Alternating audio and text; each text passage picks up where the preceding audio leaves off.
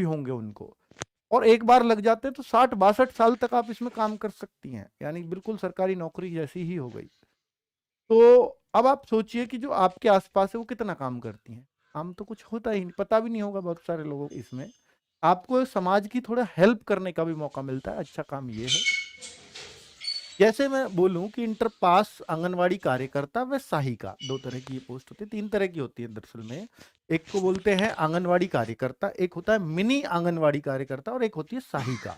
तो जो आंगनवाड़ी कार्यकर्ता उसकी सबसे ज्यादा राशि होती है 7500 रुपए, एक फिक्स मानदेय होता है 7500 रुपए। हो सकता है प्रोत्साहन राशि सहित ये सब कुछ मानदेय इतना मिलता है, और इसमें थोड़ा सा कुछ अलाउंस वगैरह अगर जुड़ जाता हो तो हो सकता है थोड़ी बहुत ऊपर नीचे और भी ज्यादा बन जाती हो, और ये टाइम टू टाइम बढ़ती रहती है कि भाई फिक्स सरकार ने अब कुछ और फिक्स कर दी तो थोड़ा सा और बढ़ जाएगा। मिनी आंगनवाड़ी कार्यकर्ता 6000 रुपये। क्या ये हर महीने मिलती है? देखिए ऐसा हो जाता है कि 2-3 महीने की इकट्ठी मिलती हो, ऐसा भी कई बार हो जाता है, कई बार महीने पे भी आ जाएगी। पर जितने दिन आपने काम किया है, या मैं कहूँ कि जब से आप नौकरी लगे हैं और जितने भी महीने आपकी हो गए हैं, तो आपको 2-3 महीने से भले ही सैलरी ना मिले हो, लेकिन वो 3 महीने की इकट्ठी जरूर मिल जाएगी आप, मतलब रहता 1 रुपया भी नहीं है आपका सरकार के पास। ठीक है। सहायिका को 3750 रुपए। तो उस हिसाब से इनकी जिम्मेदारी है, जिस हिसाब से पैसे है उस हिसाब से इतना कम काम है। ठीक है। तो अब इस पे भर्ती कैसे होंगे वो सारी बातें मैं एक बार कर लेता हूं कि चयन प्रक्रिया कैसे। देखिए इसमें एज क्या है, 18 से 35 साल की औरतें इसमें जा सकती हैं। न्यूनतम उम्र 18 कर दी, पहले ये थोड़ी ज्यादा होती थी 21 साल, अब ये 18 कर दी है, 18 से 35 साल की। ठीक है।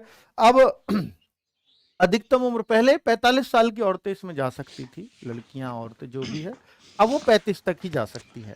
और हो सकता है कुछ कैटेगरी वाइज छूट भी मिलती हो, उसके बारे में जानकारी यहाँ नहीं दी गई है। दूसरा कि उन लोगों को वरीयता देंगे, किन लोगों को, किन औरतों को वरीयता दी जाएगी कि जो उस गांव की बीपीएल की औरत है, बिलो पॉवर्टी लाइन की। ये नहीं है कि केवल उनके लिए है, लग कोई भी सकती है, लेकिन पहले तो सिर्फ अपने जानकारों को लगा दिया जाता था। ये इतनी बड़ी हेडिंग क्यों आई है? पहले जो प्राइमरी में टीचर्स हैं उनको पता चली यार आंगनवाड़ी की भर्ती आई है, तो उन्होंने अपने किसी को बुलाया, उसका फॉर्म भरवा दिया, डीएम के वहां जमा हुआ, भर्ती प्रक्रिया समाप्त, वही लग गई। ऐसे होता था। अब इसमें एक साफ सुथरी भर्ती करने चाह रहे हैं, जिसमें जो डीएम स्तर से पूरी वो जाके और समीक्षा होके तभी ये लगेगा इतने फॉर्म आए हैं इस गांव से और इतने लोगों का होना है, तो इन लोगों का होना चाहिए। तो उसमें ये बता रहे हैं कि हम किसको पहले देंगे नौकरी। तो ये है कि उस ग्राम सभा व शहरों में उसी वार्ड की गरीबी रेखा से नीचे जीवन यापन करने वाले परिवार की विधवा महिला। जैसे वार्ड वाइज आते हैं, गांव में वार्ड बने होते हैं इलेक्शन के हिसाब से, है ना। तो उस वार्ड से मान लीजिए एक लेडीज को लेना है या दो को लेना है, तो उसमें वो अगर बीपीएल की होगी, बीपीएल माना बिलो पॉवर्टी लाइन, जिसपे वो व्हाइट कार्ड होता है, साथ में अगर वो विधवा भी हुई तो हम सबसे पहले तो उसको लेंगे। अगर मान लो कोई विधवा नहीं है, 12वीं पास नहीं है, कुछ एलिजिबिलिटी नहीं, 12वीं पास जरूर होनी चाहिए, और बीपीएल भी उसके पास नहीं है, तो हम फिर दूसरी महिलाओं पे जाएंगे। ऐसा ये चयन प्रक्रिया है। ठीक है। तो अगर ऐसी कोई मिल गई तो सबसे पहले तो इसी को लेंगे। गरीबी रेखा से नीचे जीवन यापन करने वाली तलाकशुदा या परित्याग महिला, तो जो तलाकशुदा है बीपीएल से नीचे, दूसरी वरीयता इसको दी जाएगी। अगर ऐसी भी नहीं है तो बीपीएल न मिलने पर गरीबी रेखा की ऊपरी महिलाओं के चयन पर विचार किया जाएगा। फिर मान लो उसके जैसे 2-3-4 फॉर्म है, तो फिर उसमें हो सकता है 12th की परसेंटेज देखें या कुछ देखें। कब? जब ये ऐसी महिलाएं नहीं मिली, बीपीएल वाली, विधवा या तलाकशुदा, और मान लो सारी बीपीएल से ऊपर की मिल गई, और मान लो 2 महिलाओं का चयन होना है, 4 फार्म आ गए बीपीएल से ऊपर के। बीपीएल से नीचे का फिर तो उसी को ले लेंगे, लेकिन 4 फार्म बीपीएल से ऊपर के, इनमें से 2 लेडीज को लेना है। तो फिर क्या करेंगे? उस टाइम पे हो सकता है वो आपकी परसेंटेज दे, ठीक है, या देख ले कोई सी, हो सकता है ग्रेजुएट हो, उसी को ले ले। इस तरह की वरीयता फिर उनमें भी देखी जा सकती है।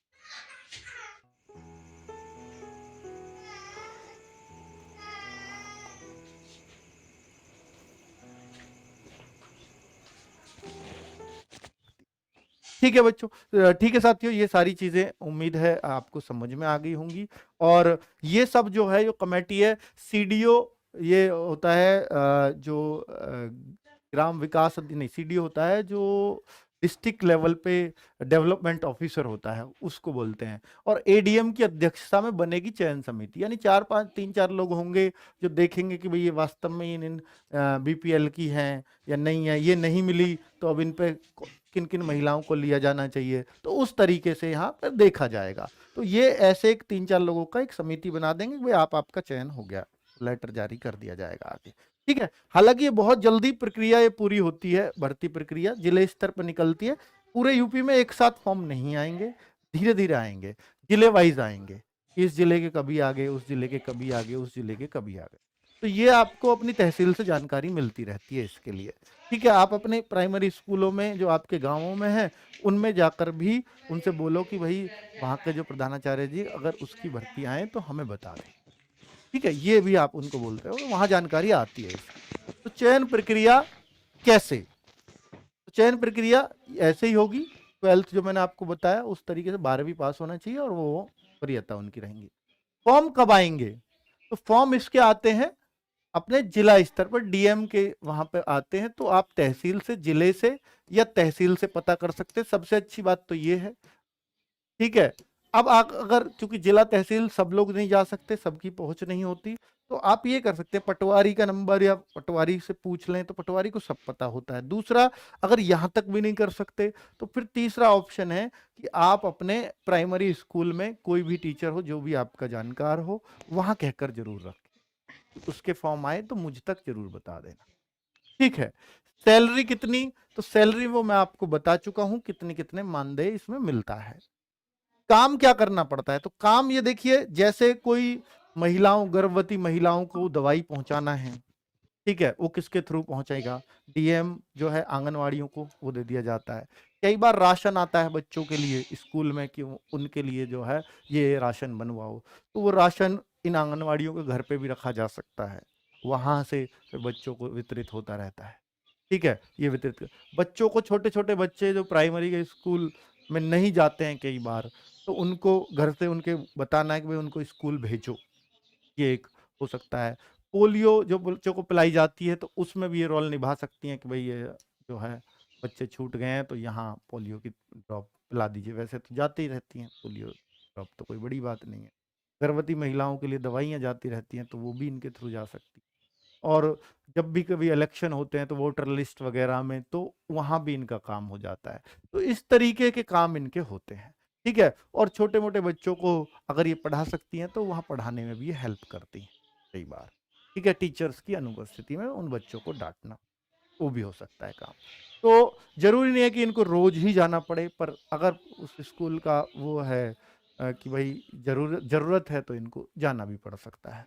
ठीक है, तो मतलब जाना चाहिए भी, वैसे इनका काम मतलब जाने का ही है। वैसे स्कूलों में सब ठीक चल रहा है कि नहीं चल रहा है, ऐसा नहीं है कि ये वहां साफ सफाई के लिए जा रही है, नहीं।